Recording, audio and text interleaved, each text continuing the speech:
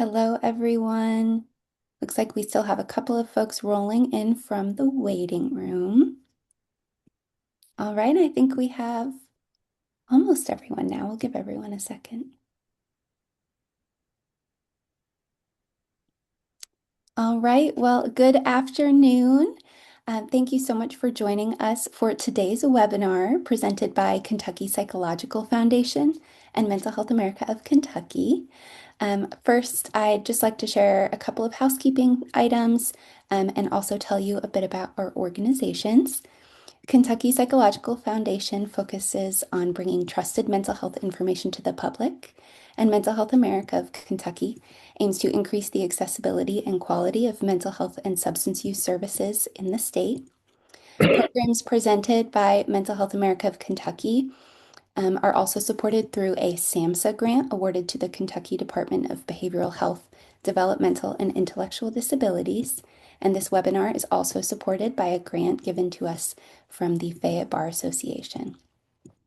KPF and MHAKY work together to bring you this webinar series, focus on bringing experts together to provide education and awareness. And we will drop the links to our organization websites in the chat.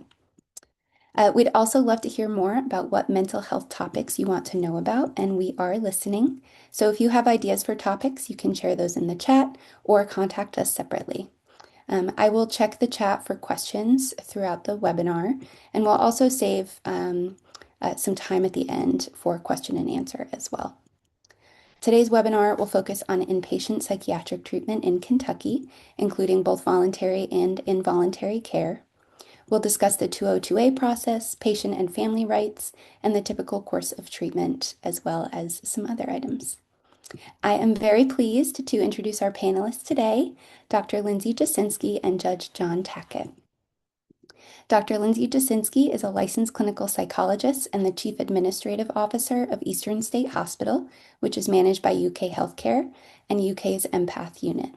She has worked for UK Healthcare in various clinical and leadership roles for 15 years, primarily serving individuals in inpatient settings. She holds a PhD in clinical psychology from the University of Kentucky, as well as a master's in health administration from the University of Kentucky. Judge John Lindsay Tackett was born and raised in Lexington, Kentucky. He attended and graduated from the University of Chicago and later the University of Kentucky College of Law. After years of experience working for the Lexington Fair Housing Council and multiple law firms and running his own general law practice, Judge Tackett was elected to the bench in 2018. As a district judge, Judge Tackett serves on the statewide District Judges Educational Committee, chairs the Bob Heaton Award Subcommittee, and is a ranking member of the Kentucky Judicial Commission on Mental Health. Judge Tackett also presides over the nationally recognized Fayette Mental Health Treatment Court. Thank you so much for joining us today, Judge Tackett and Dr. Jasinski. So first, I'd love to just get started talking a little bit about inpatient psychiatric treatment in Kentucky. Dr. Jasinski, to start, can you briefly describe the current landscape of inpatient psychiatric treatment in our state?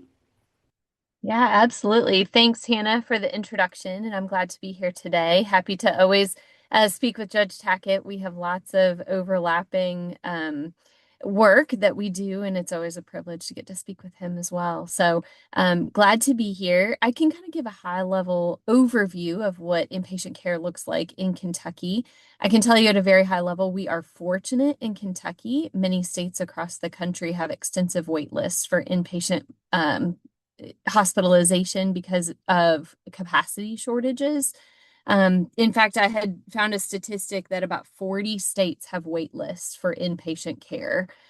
We are fortunate in Kentucky to not have that. We do have beds available both in sort of the public hospital sector, in private hospitals. We also have state psychiatric hospitals, as well as forensic beds at our KCPC facility.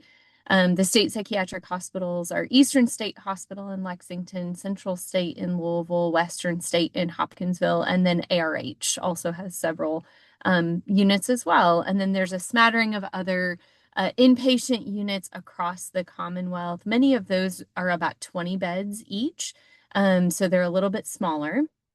Um, we, as a country, they actually recommend that you have 50 inpatient beds per 100,000 residents.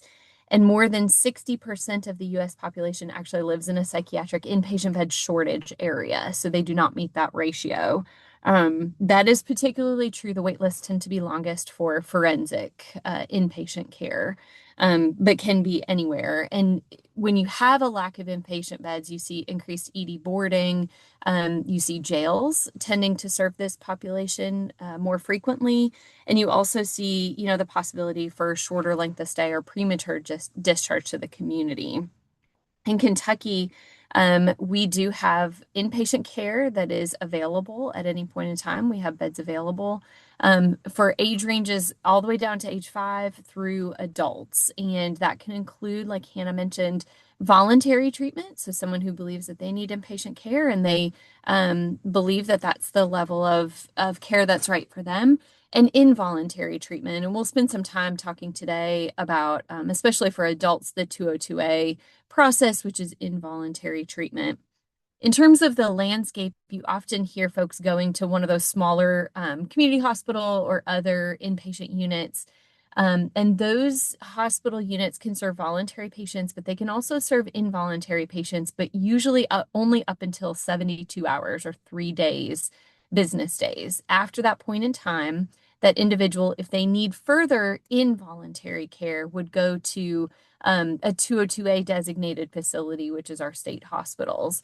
Those are defined, the hospital that you go to is defined by a catchment area. So oftentimes people believe, well, I want to go to Central State or I want to go to Eastern State. Those are actually defined by the area that you live in. So, for example, Eastern State serves 50 counties in Kentucky. Um, those hospitals then also work very collaboratively with their local community mental health centers. So at Eastern State, we actually serve 5 community mental health centers. And the reason for that is to integrate that care from hospitalization to the community to make sure they have that outpatient care, or it might be ACT team, assertive community treatment, or another level of care that they need moving back into the community. Um, so that's kind of a high level overview. The process looks a little bit different for adolescents because a guardian is able to consent to inpatient treatment for an adolescent, whereas an adult patient, if somebody is a guardian, either a state guardian or a family guardian, we cannot admit that person under guardian consent only. That would have to be evaluated under those criteria for involuntary treatment. Judge Tackett, I don't know if you had anything else to add there, Hannah, if that answered that question for you. Absolutely. Thank you so much. It's great to hear about all of the treatment that is available to Kentuckians and how everyone works together. Can you tell us a little bit about some common misconceptions that you encounter about inpatient psychiatric hospitalization? Absolutely. So I think one of the biggest misconceptions is that it has to be involuntary. Even at Eastern State in the state hospital, we serve a number of voluntary patients. And so folks can come to the hospital and seek care and be able to access care that way in any hospital. A large portion of folks do require involuntary care if their illness has gotten to a point where they may not have full awareness into the risk to themselves or others. But we really try to use involuntary treatment as a last resort. We want to engage that person. We want to collaborate as a treatment provider in the hospital and say, let's work together to create a plan. So we really do try to use involuntary treatment as a last resort. And that holds true for forced treatment as well. There tend to be a lot of misconceptions around everybody that comes into the hospital, for example, might be required to take medications, which isn't true at all. In fact, patients have lots of rights that we will talk about when they're in the hospital setting. Forced treatment actually is an extensive process. Judge Tackett knows this. It takes several weeks of different reviews to engage in actual forced treatment. And so what that means is that the patient and other physicians and the judicial system weigh in on whether that is truly the only way to get somebody care. It really is a last resort and something we try to use very, very infrequently. Um, Oftentimes people are scared of a hospital because they say I'm going to be strapped down to a bed or I may not have a lot of choice in my care. And again, restraint rates, seclusion rates, any type of restrictive intervention that we might need to do are very, very rare. So, some data from Eastern State Hospital, for example, less than 6 out of 100 patients that come into us require any kind of hands-on, and that could include having to just put someone in a very brief 2-minute hold to give medications if they're agitated and not able to maintain their own safety. But we only use those medications in those crisis kind of situations and for that individual's protection. Um, One thing I often hear, and Judge Tackett knows this very well, is that when somebody comes into the hospital under 202A, there is a 60-day petition that might occur. What I often hear from family members is, will you discharge them after 30 days? And the 202A statute is actually very clear that once that person no longer meets criteria, the physician is to discharge them. So that 60-day petition that you might hear about is up to 60 days. It is not a guaranteed 60-day hospitalization. Many times folks are able to stabilize and return to the community far before 60 days. But we often get questions from family members saying, well, they had a 60-day petition, but you didn't keep them the full 60 days. And the statute is actually written that the doctor that is seeing them has a lot of decision making at that point to say, do they continue to meet criteria? Because we want that person to be able to access the community as soon as they're safe to do so. Um, I, I also hear a lot of concerns about the environment in terms of, does it feel like a jail? Does it feel really sterile? Things like that. I don't know if any of you have seen the new, some of you have, the new Eastern State Hospital, and it is much like any other hospital. There's rooms, there's patient care areas, there's exam rooms that you might see a doctor in. They're like any other medical exam room. There's an outside area. There's actually lots of natural light. So inpatient hospitalization often has a connotation because of what we see in the media as a scary place.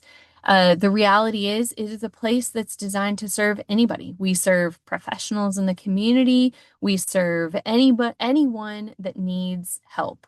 And it's designed to be able to provide that care. Wonderful. Thank you so much for that comprehensive overview. I know you just talked about who the system is designed to serve and touched on where families can sometimes feel confused or overwhelmed. Can you expand on that a bit? Yeah, absolutely. Anytime you may have a loved one that needs inpatient care, potentially, it's scary. It's overwhelming, it's difficult. And so the places, and we'll continue to talk about this today, but the places I hear concern from families, who do I reach out to? Who do I talk to? How do I get this person help? And then what am I able to provide as far as information to those treatment providers? There's certainly some limitations around what the treatment providers can say to the family members. That those are governed by privacy laws for that patient, and we do have to have a release of information. But family members can always, under any circumstance, provide information to those treatment providers.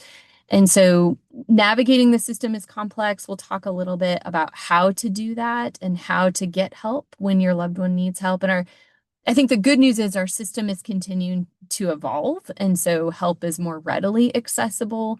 But there's still lots of questions I think that family members have, and it's just a difficult time when you have a loved one or yourself that needs inpatient treatment. Absolutely. Thank you so much for sharing about inpatient psychiatric hospitalization.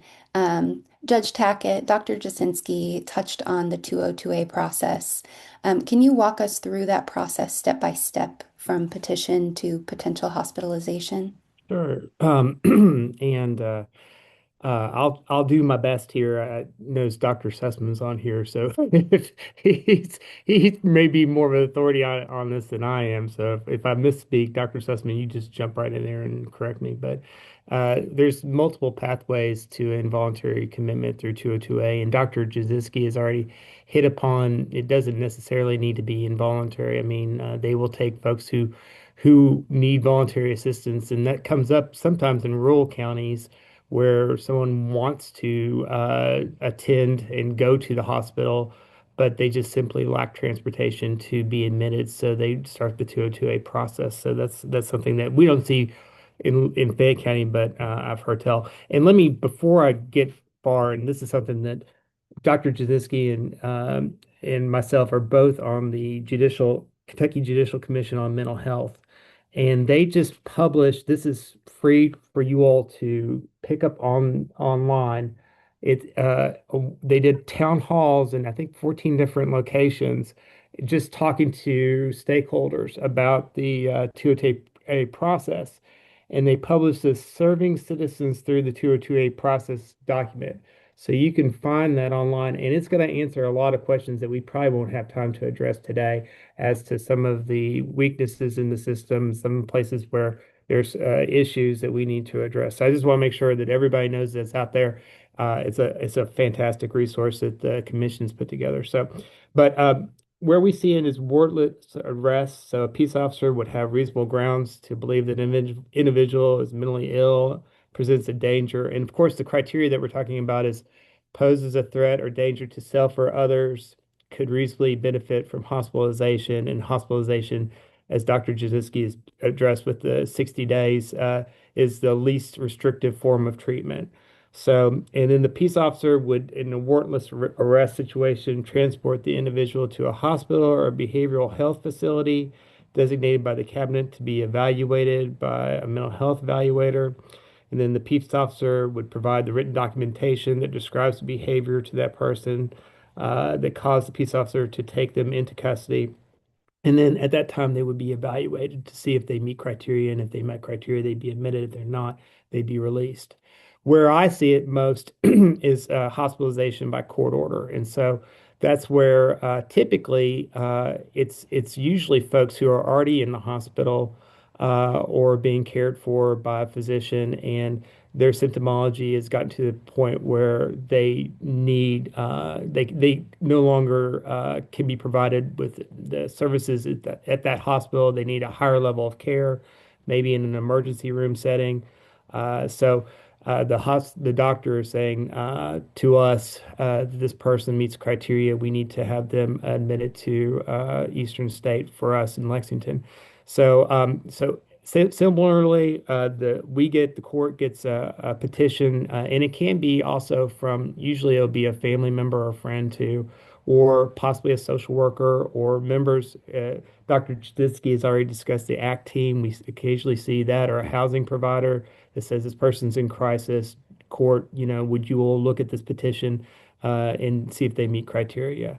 So that being the case, we will issue an order if we think that the petition meets the criteria to have that person involuntarily hospitalized, but for no more than 72 hours.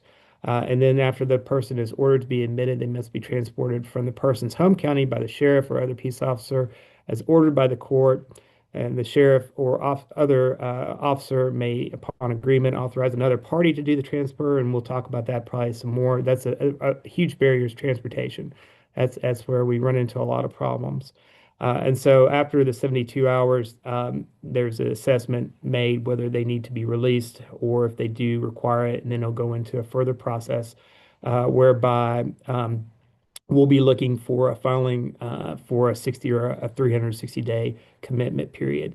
And then the 72-hour emergency admission, and that's done by authorized staff physician at a hospital. So under a doctor's order, they may order the admission of any person who is present at the hospital. And the authorized staff physician may order the person to be involuntarily hospitalized.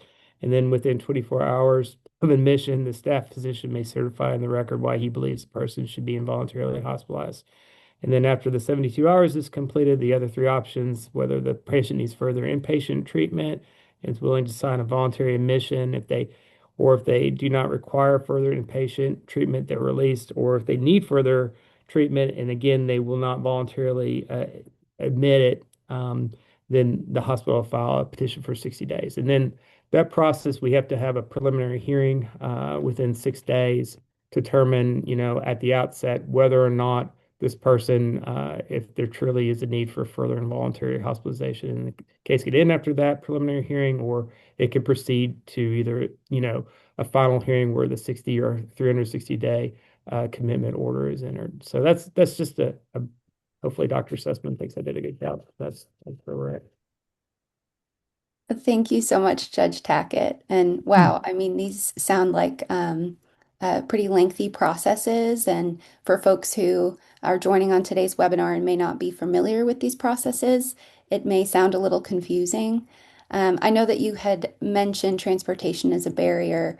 Can you touch on some other common points of confusion or delay in the 202A process? Uh, sure. Transportation is a significant barrier because uh, especially in your rural counties, the sheriff's office is usually the one that will make that determination. And then especially, talking about overnight, that seems to be a lot of times when these episodes occur. So when you get the judge, they'll be conflicted as to should I even sign this order, knowing that I only have maybe one deputy. So it's a safety concern for, do I choose to send this person who is, potentially at risk to himself or others to involuntary commitment, and then occupy this deputy's time for 6 to 8 hours, leaving this community exposed to whatever they have to do as law enforcement. So that's certainly an issue that a lot of our rural counties face. And then we've had issues in Fayette County just with services from the sheriff's department not being able to transport to overnight, and we've had to work those out. So that those transportation is a major issue. Um, I think for us, I don't see it quite often. There might be some confusion on behalf of parties as to what the involuntary commitment statute really suggests, like especially concerned family members who maybe folks are just not taking their medications, or they're, under the influence, or they just know things aren't going well for this individual, their loved one, but they don't meet that high criteria of being a danger to self or others. And there's a lot of confusion. So I will have to, a lot of times I choose to individually meet with, the petitioner in that case and just try to explain here's the high criteria that you need to meet. And a lot of times, sometimes they haven't filled out the petition adequately. They haven't discussed their prior psychiatric record. They do have a diagnosis, but a lot of times they don't. So and then just having to explain, we can't just do this willy-nilly. There is a high bar for us to, admit someone against their will to a psychiatric hospital. So I hope that helps. Definitely. Thank you so much. And we actually have a question in the chat as a follow-up Sure. um, about who holds the patient and where while they wait on transportation, the CMHC, local jail, ER, etc. So my understanding, and you all can correct me if I'm mistaken, but when I issue the order, they are to be detained until they are assessed. And so that means that they are being held by the hospital until the sheriff takes them into custody. It's basically they are being detained against their will until they are screened.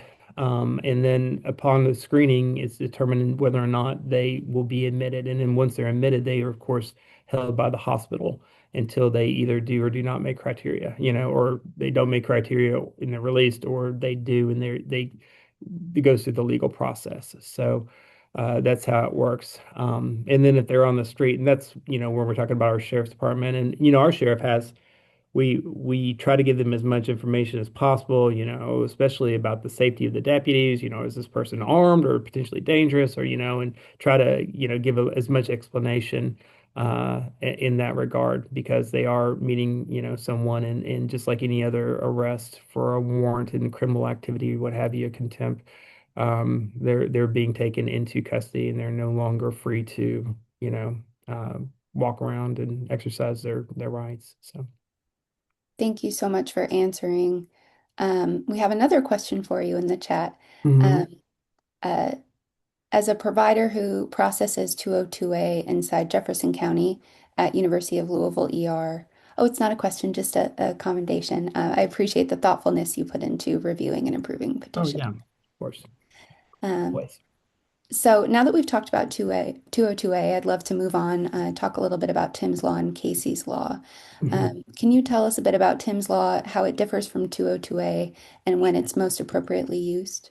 Sure. So Tim's Law is establishes a court-ordered assisted outpatient treatment program for individuals with serious mental illness. And the aim of Tim's Law is to break sort of the cycle of hospitalization, incarceration, homelessness. So what the typical candidate for Tim's Law is, when we talk about involuntary hospitalization, you're talking about someone who's in immediate crisis. A lot of times I think of it as typically falling into the bucket of suicidal or homicidal ideation. Those are the major red flags. It could be less than that, but that's where, they need immediate stabilization. Tim's Law more or less is this the person has probably, been released from the hospital. It's just they have a history of not being medication compliant. Or they have anosognosia, they have lack of insight into their illness. And chances are, if once they're stabilized, that they are going to, because of their lack of insight into their diagnosis, not take medications and then come back to the hospital at some point in time. They're not, so it's going to get elevated where they, are not compliant with their plan, the discharge plan. So what Tim's Law does is and I've covered Tim's Law. That's Judge Gunther here. My specialty really is our criminal mental health court, which is completely different. It's a diversion court. But Tim's Law acts in the same way as our diversion court in this way is that we have a team, a wonderful interdisciplinary team built of our community mental health providers. ACT team usually is involved through New Vista with us, and then our county attorney and our public defender, and other, community partners, and of course Eastern State too. And so we're trying to get the person on plan. We use what we term as the black robe effect. It doesn't have contempt powers, but lots of times it's surprising how many people want to please the judge. They're very happy about making, me and Judge Gunther happy. And so, what makes us happy is, are you taking your medications? Are you going to therapy? And it's also valuable in this aspect because it's routine court appearances. So we get to, eyes on these folks out in community. And if we detect, we think that there's some, increased symptomology or they're, showing signs of distress, even from our laypersons, because it's usually us, there might be a psychologist there from New Vista that is there with like a trained eye, but we can, say, guys, this is going in the wrong direction. Can we, get him back into a medication prescriber and look at, like levels of medications? I mean, he's taking the medications, it's maybe not working, what have you. So we can, basically as a team make suggestions. But hopefully, that they are successful and they're compliant, and it's a lot of hands-on and conversation, and it's court that, you know, um, if you think about district court where I am, you get a 150, docket criminal trial or criminal, traffic docket, and you're just moving as quick as possible, through these people and getting them, out the door. So here it's a conversation, and you're getting to know these folks and you're spending time with them. So it's a big difference. So that's a little bit of an overview of Tim's Law, but it's targeted at individuals with serious mental illness who have a history of repeated hospitalizations twice in the last 48 months and a history of dangerous behavior resulting from noncompliance. And basically the goal is, and I should have said this at the very beginning, the goal is to keep them out of the hospital. That's the goal of Tim's Law. I mean, if we're doing our job, they're not going back to the hospital. And that's, their goal too, of course, to stay out of the hospital, so. Thank you for that really helpful overview. You touched a little bit on medication management, et cetera. Can you expand a bit on what role outpatient court-ordered treatment plays in preventing those repeated hospitalizations?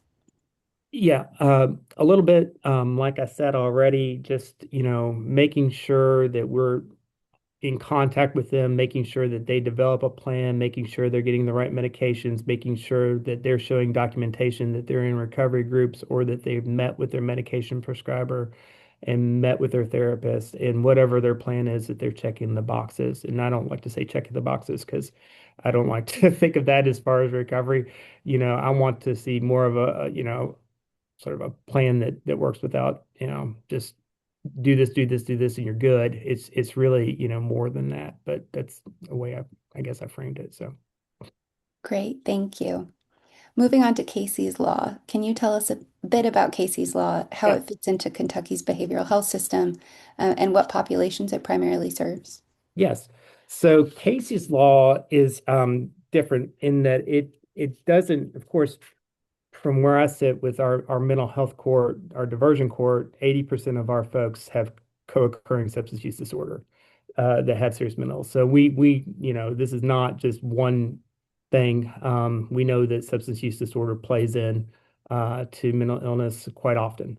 But Casey's Law is primarily, targeted at substance use disorder. So it allows parents, relatives, or friends to petition the court for involuntary court-ordered addiction treatment for a loved one who does not recognize their need for help, and it mandates treatment for up to 360 days if the person poses an imminent threat to themselves or others. So its purpose is to provide a legal way to compel treatment for substance use by bypassing the need for voluntary consent. And that it's, you petition the court as a friend or a loved one of someone with substance use issues to get them in front of the court. The main difference between Casey's Law, or one of the main differences between Casey's Law and Tim's Law, is that Tim's Law, if you're not abiding by your wellness plan, if you're not compliant with your medications, we're not going to put you in jail. Okay, in Tim's Law, there's no contempt power of the court. The main thing that happens is you go back to the hospital. You could be, if you meet criteria, you'll be petitioned back for an involuntary commitment. The difference in Casey's Law is, yes, you can go to jail for contempt if you're not abiding by the treatment plan. So we see people come in all the time. They may not even be charged with a crime, but they're not complying with substance use treatment, and so they're being held. And a lot of times they're, being held until they find a bed for involuntary or inpatient treatment, I should say. That's a big difference. Another big thing you need to know about Case's Law is it's the petitioner is, unfortunately, um, the petitioner has to pay the cost. So if you do get into a treatment program, the petitioner is responsible for paying the cost, hopefully through insurance, but if not, they're on the hook. Unlike, other courts, such as my court, you're in criminal trouble, we're gonna find some way to get it paid. So that's how that works. So the petitioner would have to pay. Thank you. That is very informative and very interesting. I'd love to hear from you both, and we'll start with Dr. Jasinski. Judge Tackett will give you a break from talking for a second. Can you tell us a bit about the rights that patients have during inpatient psychiatric treatment and what role they play, regardless of admission status? Yeah, absolutely. So patients actually have a lot of rights. Even though involuntary treatment by its nature sort of seems like you are removing rights from patients, they actually have a number of rights in the hospital setting. The first of those, and I think probably the most important and fundamental, is that they're to be treated with dignity and respect. And these are defined by statute. But they're also just good moral compasses for us in the inpatient world to abide by. And, being treated with dignity and respect means that you are free from abuse and neglect. Your basic needs are met. You are in a safe and clean environment. You're provided the care that is evidence-based and suitable for your needs, meaning you are provided with substance use treatment. If that is a co-occurring condition, you are provided with medication and therapies and recreational activities and things like that to meet those needs and ensure that that quality of care is safe and abides by the evidence and the literature of what we know is effective treatment. Another core right along those same lines is that you have a right to be in the least restrictive environment, and that includes being free from seclusion and restraint or any restrictive interventions. Those are to be used as very, very last resort in the hospital.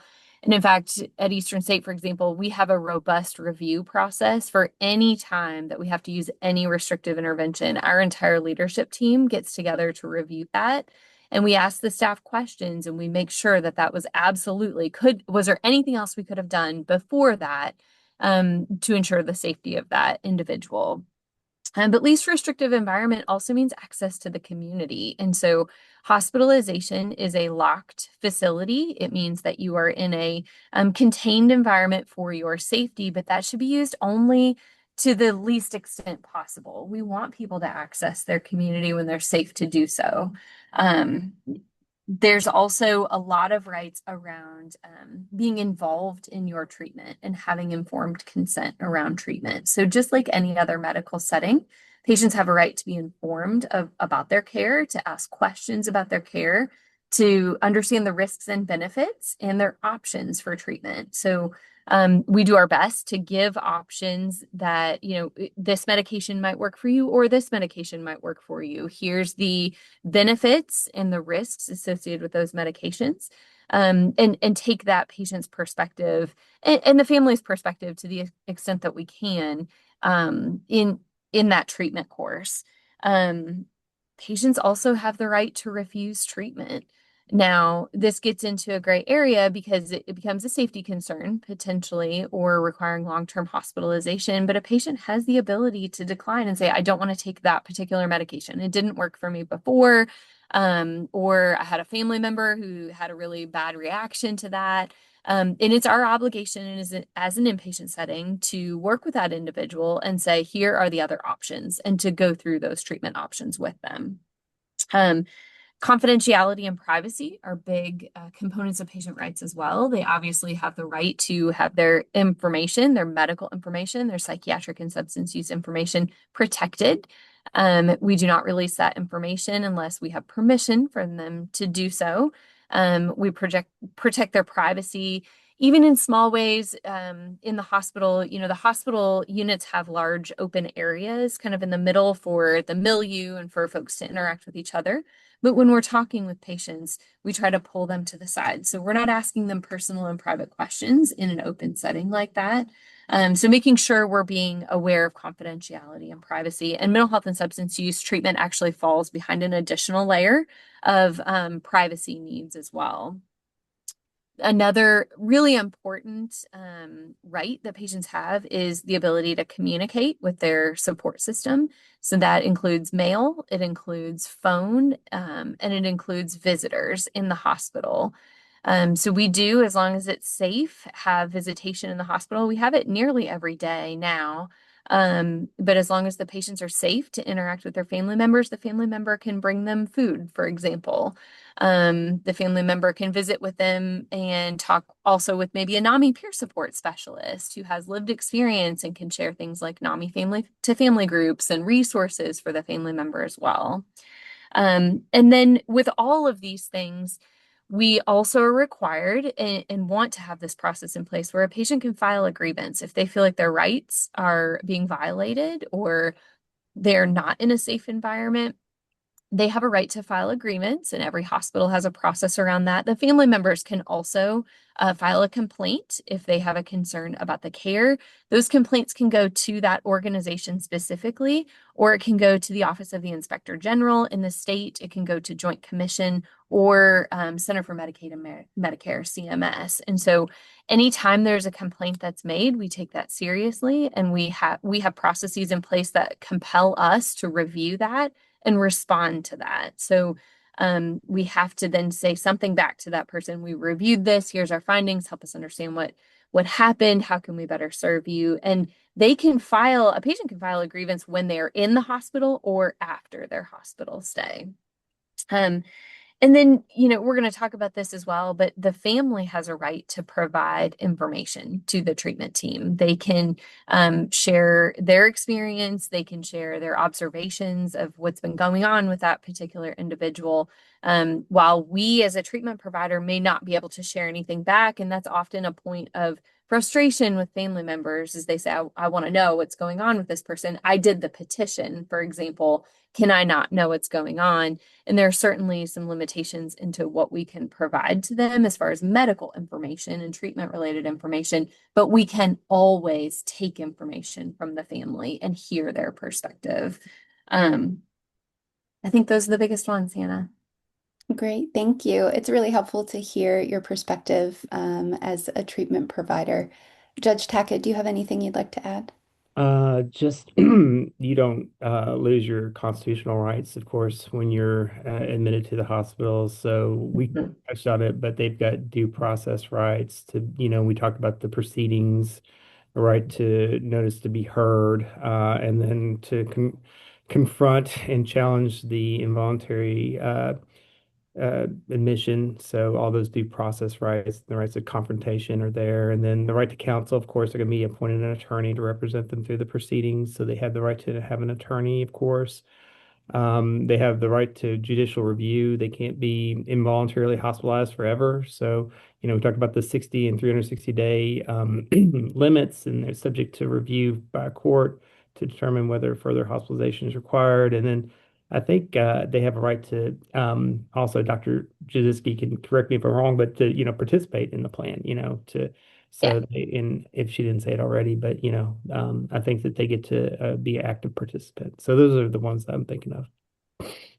Yeah, that's a great point, Judge Tackett. And they have a right to testify on their own behalf in court as well. So um hospitals do this differently, but in our setting, we hold court in our hospital once every week on Tuesdays, and we bring the patients down who are on the docket. We offer them the opportunity to come to court to hear the process, but also to testify on their own behalf if they choose to do so.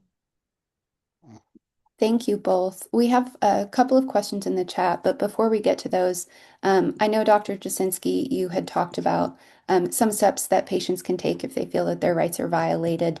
Can you all expand on that a little bit more and let us know too how patients are informed of their rights?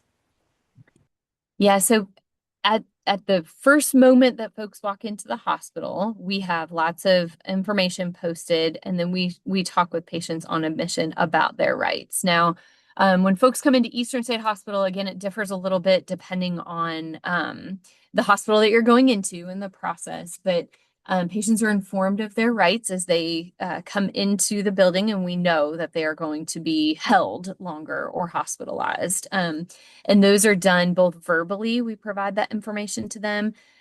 Folks sometimes are not in a place, if you're in crisis, you're probably not processing a lot of information, and we understand that. And so this is also in a written format. It's provided in a patient handbook in a sort of digestible way to them. And in there, it also talks about the grievance process. So if you have a concern about your treatment, here's how to get a form to fill out. Here's who to talk to, which in our hospital, it's the active treatment coordinator, the person that's assigned to oversee all of their treatment. And then they are provided with a writing instrument and the ability to submit that grievance form. The information about patient rights is also in the hospital posted throughout the hospital so that they have the ability, if they're moving about the unit, to look at it as well. So, and we provide it at any point in time that they have questions. Many times patients will ask, about their rights and their due process and the court process and all of that. And we provide that information. Typically, it's their treatment coordinator that's answering those questions. That treatment coordinator is a social worker, so also can serve as sort of their case management contact. Great, thank you. Judge Tackett, do you have anything you'd like to add? No? All right. Let's touch on these questions in the chat. The first, what places hold people for 360 days for substance abuse treatment, or is that more IOP outpatient?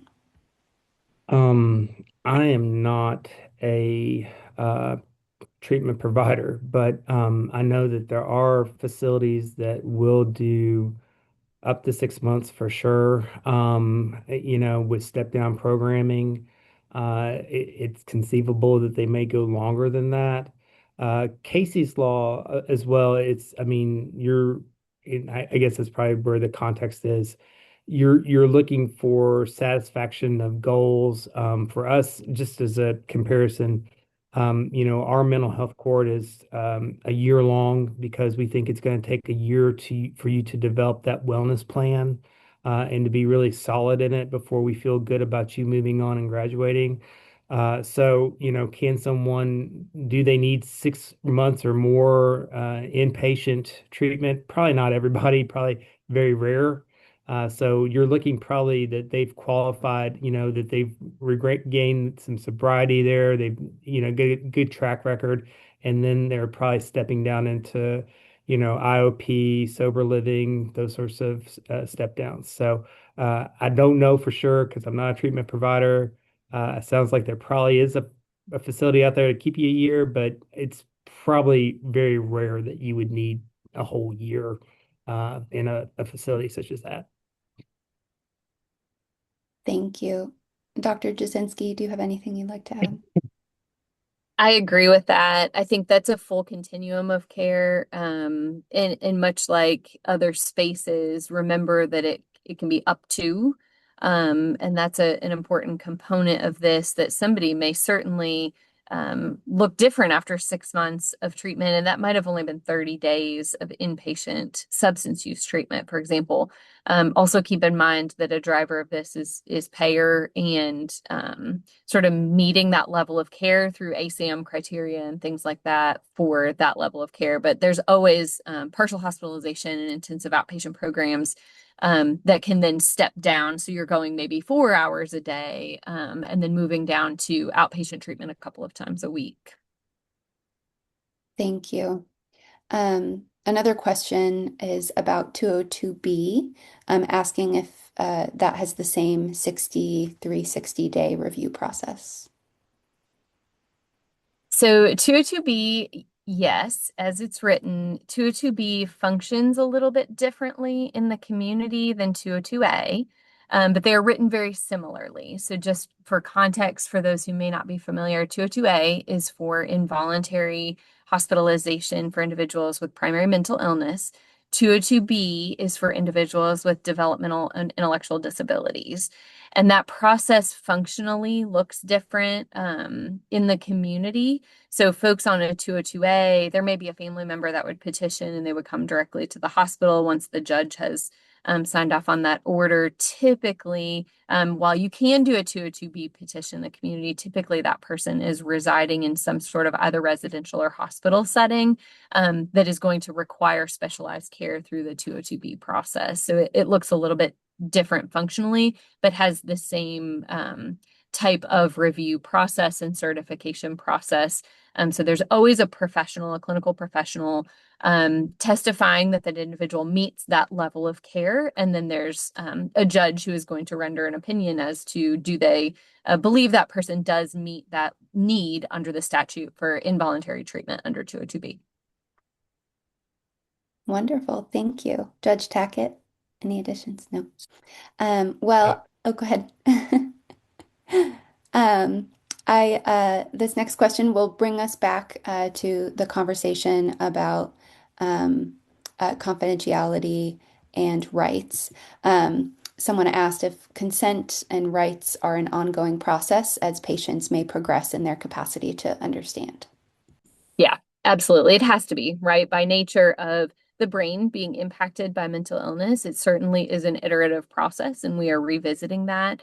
One thing I didn't mention in terms of voluntary treatment in the hospital, and this is a good example that goes into this, is let's say that someone comes into the hospital and they are on a 72-hour hold. At every single day, we are talking to that person about actually removing that hold and having them sign into the hospital voluntarily to engage them in treatment. It is never our goal to hold someone involuntarily. It is always our goal for them to participate in treatment, for them to understand their rights, and to consent to everything that's happening. So that is certainly an ongoing process. In the inpatient setting, our teams are meeting with patients every single day and reviewing these processes, making sure we're doing the least restrictive thing, but the most helpful thing for the patient. Great. Thank you so much. We have just under 10 minutes left, And Judge Tackett, did you have something you wanted to say? Well, this is something that I think I've sort of picked up by doing this job for 7 or 8 years, but I've heard say that, involuntary commitment is not the best pathway to starting a wellness routine. You're compelling someone to, and that's something for families to kind of have to wrap their minds around. You're really looking for when that person is willing. And we see that that's probably from where I have people admitted into my mental health court is, is this person, are they at a stage where they're willing to change their life? Are they willing to do the hard work of recovery? And so that's the thing that our team grapples with a lot with our folks that we really want to help, but we just don't see that they're probably there. And so we're making a determination that, if they're not willing, they'll probably have to go back to criminal court and face the music. You know what I mean? So I guess that's a big thing that I've learned is, 202A is not gonna, in a lot of instances, bridge that willingness gap to get them to where the family probably wants them to be. Thank you. We've got 7 minutes, and I want to make sure that we have an opportunity to talk about alternatives to inpatient care. But before we move on from rights, I know you both have mentioned family involvement. What rights do families have to receive information, participate in treatment planning, raise concerns, and then also how can clinicians balance patient confidentiality with family involvement, especially in crisis situations? Yeah, I'll touch on this really briefly.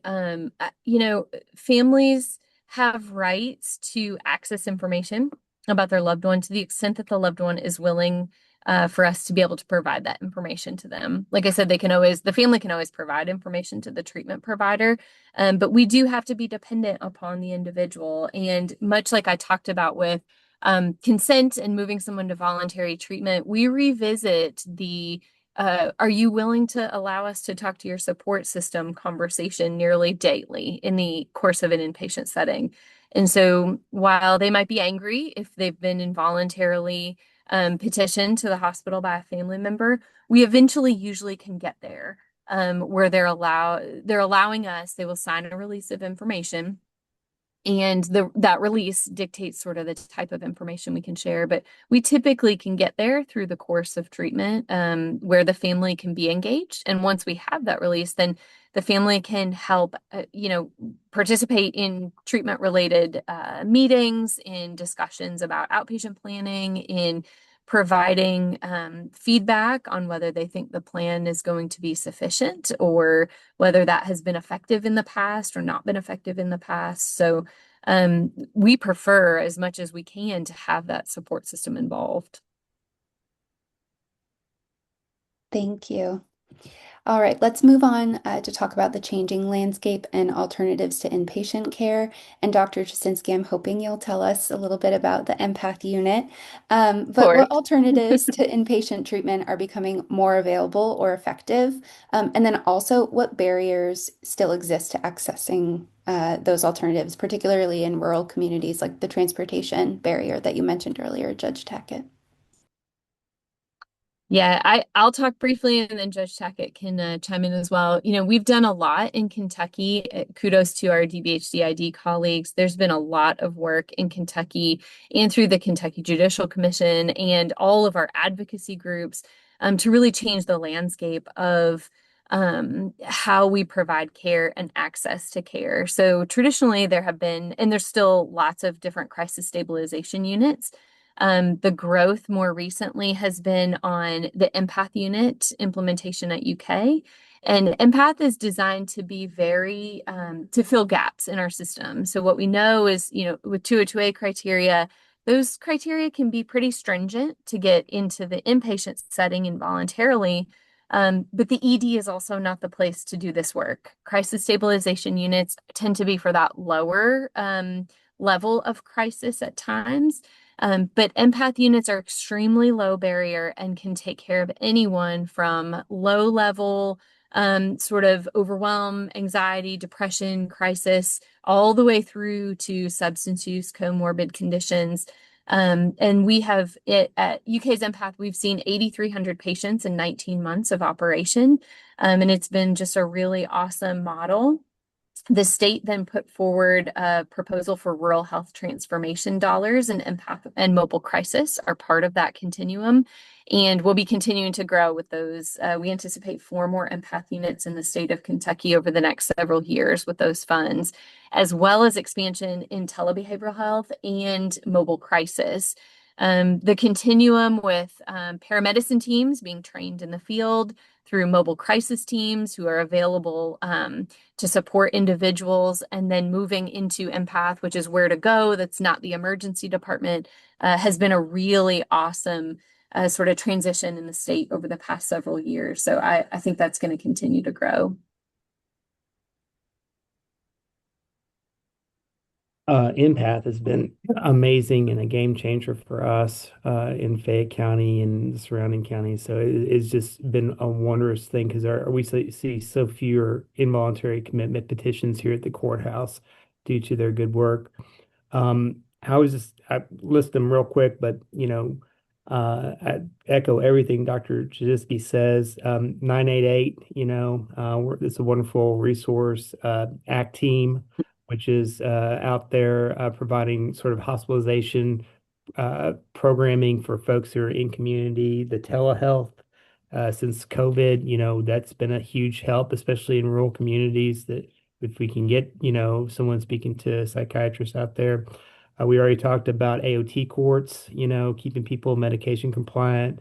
I'll throw out, a big uh, props to my mental health court and keeping people out of jail by doing, mental health. And then we have a really wonderful paramedicine team here in Fayette County, and they're just amazing. So hopefully that's spreading across the state to those sorts of groups with police and paramedicine together to try to respond to crisis, keep people out of the hospital. It's so exciting to hear about these steps forward, and shout out to all the people doing the amazing work, you two included. We have 1 minute left, so if you all, we have another question in the chat as well. Any major changes with House Bill 485? I know. We could probably talk a whole nother Yeah, hour. it's another Yeah. hour. It just passed the Senate, but I could just say that our Judicial Association and Dr. Justice, we did not like it at the very beginning, and Yeah. it's turning into a much better piece of legislation by the end. So I'll just say that, if that's okay. Agreed. And we really shifted the initial sort of written language was around having most of the decisions made by the judiciary about care, and it's moved back to the clinicians, which is sort of our preference. But there is a really nice focus on AOT and utilization of outpatient resources to keep people out of the hospital. So I think it's in a much better place. I do think that in general, we've seen a shift back towards inpatient care a bit more. Many of you might know, Eastern State Hospital census 2 years ago was about 145 patients. And our census today for this fiscal year is 175 patients. So it's certainly grown in the inpatient space and the need. And thank you, Dr. Jasinski and Dr. Sheila Schuster and everyone else who worked on House Bill 485. Do you all have 1 more minute to answer one last final question? Yes. Sure. Okay. I'd love to hear just from each of you one key takeaway that you want participants to leave with about navigating inpatient psychiatric care, and maybe one resource as well that folks can turn to after this webinar for support or information. All right, Judge Tackett, you want to go? Let's go. This is a wonderful resource again. Find it. I think my big takeaway, especially if you're a family member, I mean, a lot of folks here, I see that, you all are in the business, but if you're a family member or friend with someone with serious mental illness, just don't be afraid to ask for help. Because I mean, these are processes that are confusing to the professionals, and a lot of times what we've done deep dive is one hand doesn't know what the other hand's doing a lot of times. So that's what's wonderful about the Judicial Commission on mental health. We're really judges can convene, and that's what we're doing. We're putting all the stakeholders at the same table to find out what's going on because what's working maybe, great in the courthouse here might not be working, worth anything out in community, and so we need to hear that information. So that's what the commission's been so wonderful and instrumental in the last 3 or 4 years it's been around.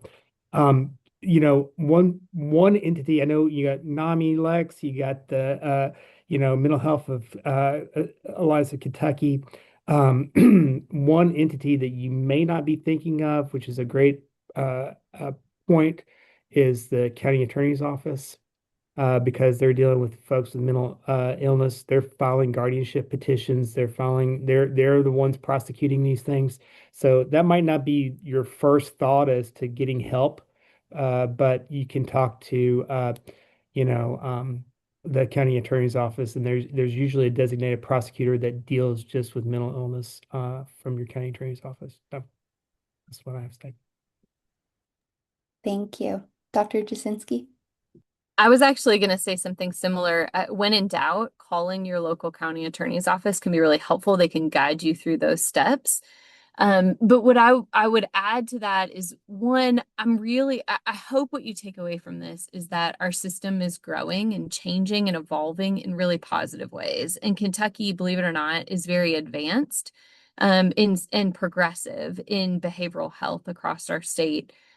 We have a lot of work to do, but we also have more resources than a lot of communities in a lot of other states. Um, I, I would also just add to what Judge Tackett said by saying, have a plan for who you would call and how to get in touch with someone. What are your local resources before you ever need it? You're much better off to have thought this through. What would I do if my child or my mother or my neighbor presented to me suddenly one day with a mental health crisis? Because we never know when it can be any one of us, any one of our loved ones. And so spend a little time, it could be 10 minutes, thinking through what would I do to who would I call? Where would I get help? So that when you're in the heat of that moment and something comes up, it's much harder to think clearly. And so it's important for all of us with our loved ones just to have a plan and have a thought of how you can do this. Absolutely. Dr. Jasinski, Judge Tackett, thank you both so much for your expertise and your time. Thank you, everyone, for joining us today and staying on a few extra minutes. This webinar recording will be uploaded to YouTube, so you all can watch it after and review again if needed. But again, we're so grateful to both of you and wishing everyone a wonderful weekend. Most welcome. Take care. Thank you. Thank you.